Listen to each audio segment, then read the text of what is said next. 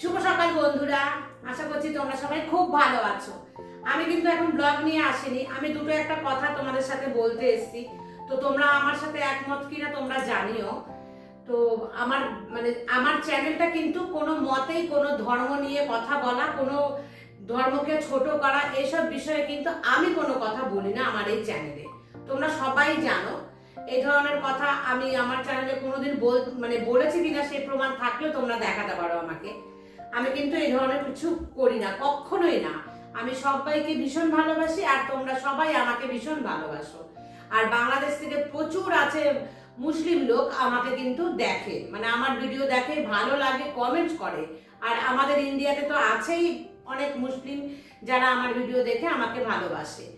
তো আমি আমার ধর্ম হিন্দু সনাতনী, তো আমি আমার পুজোর ভিডিও তোমাদেরকে ছাড়ি, যাদের ভালো লাগে তারা দেখবে আর যাদের ভালো লাগে না তারা দেখবে না। এটাই হলো মোদ্দা কথা। ভালো না লাগলে স্কিপ করে যাবে। পুজো সবারই ভালো লাগবে তা তো নয়, আমাদের হিন্দুদের মধ্যে অনেকে আছে যাদের পুজোর ব্লগ দেখতে ভালো লাগে না, তো তারা দেখবে না, স্কিপ করে যাবে সেটা।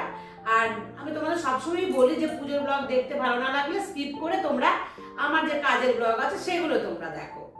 তো আমাকে কন্টিনিউ, আজ না বেশ কয়েক মাস আগে থেকেই কিন্তু বিরক্ত করছে একজনা, যাকে নিয়ে আমি এর আগেও একটা ভিডিও বানিয়েছিলাম।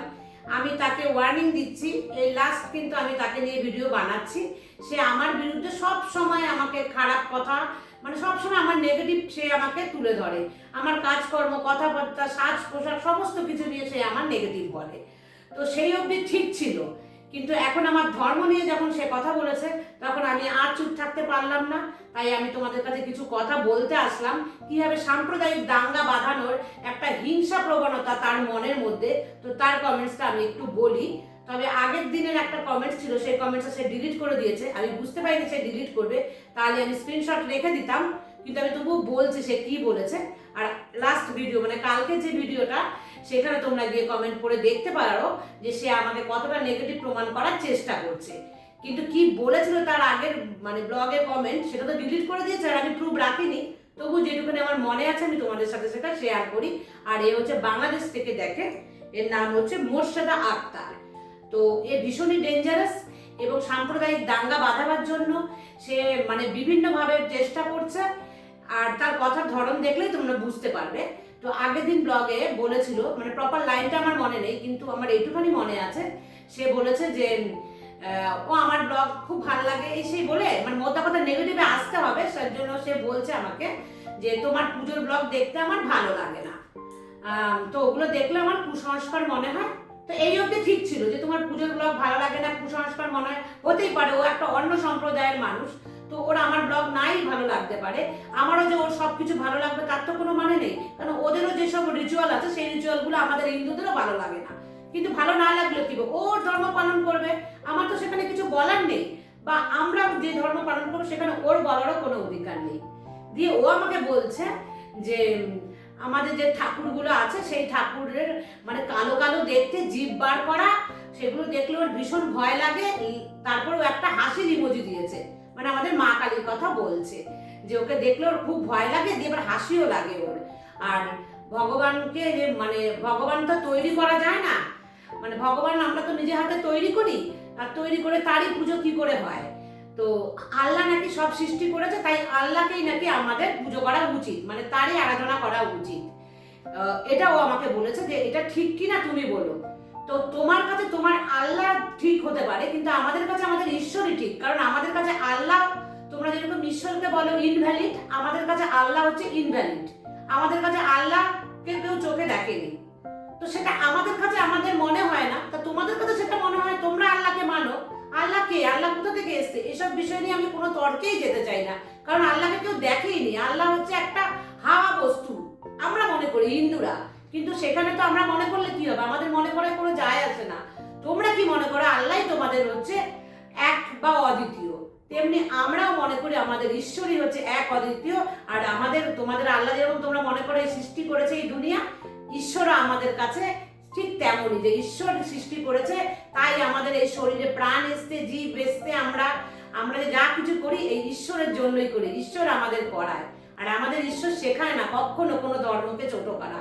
যে তুমি বলছো না ছোট করি না, আর আগের দিনের ব্লগ মানে কালকের ব্লগে ও আমাকে বলেছে ওরা নাকি হিন্দুদের মন্দির পাহারা দেয়।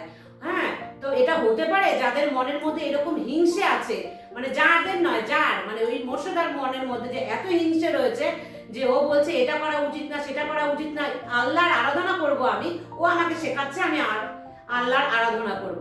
তো যারা এরকম ভাবে কনভিন্স করার চেষ্টা করে, মানে কনভিন্সও বলবো না এটাকে, যারা মানে একদম দৃঢ়ভাবে চায় যে আমরা যেন আল্লাহর হয়ে মানে আল্লাহর হয়ে মুসলিম ধর্মে আমরা বিশ্বাসী হয়ে যেন সেটা করি, এটা কি ওর বলার কোনো অধিকার আছে?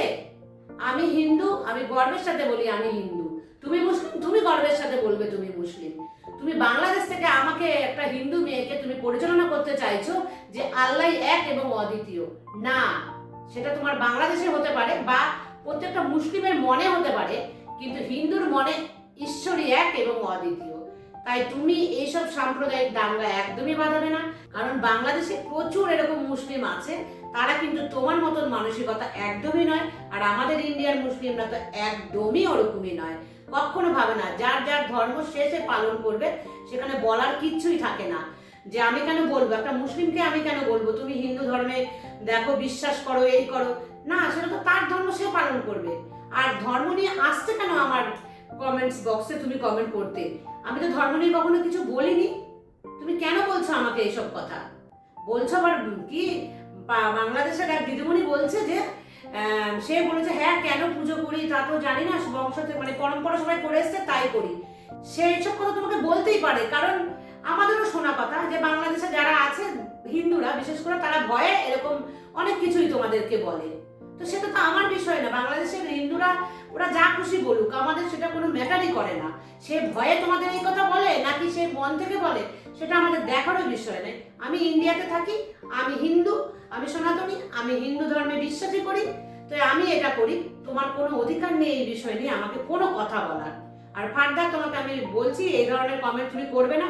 আর বহুবার আমি তোমাদের সাথে মানে আমি তোমাকে বলেছি যে তুমি আমার ব্লগ দেখবে না আর নেগেটিভ কমেন্ট করবে না। তোমাকে কিন্তু আমি লাস্ট বার ওয়ার্নিং দিচ্ছি, তুমি যেখানেই থাকো না কেন বাংলাদেশে খুঁজতে যদি বের করতে চাই খুব বেশি কিন্তু মুশকিল হবে না, কারণ আমার হাজবেন্ড ডিফেন্সে আছে। তুমি জানো না এই ডিফেন্সের লোকের কত পাওয়ার হতে পারে। আমি বারবার কিন্তু মানে ছেড়ে দিচ্ছি তোমাকে একটাই কারণে, কারণ তোমারও দুটো ছোট বাচ্চা আছে আর এদের ওদেশ নিয়ে কোনো সাম্প্রদায়িক দাঙ্গা আমি বাঁধাতে চাই না, সেই কারণেই কিন্তু আমি থেমে যাচ্ছি। তো তোমাকে আমি লাস্ট ওয়ার্নিং দিলাম, তুমি কিন্তু আর এই ধরনের কমেন্ট আমাকে কখনো করবে না।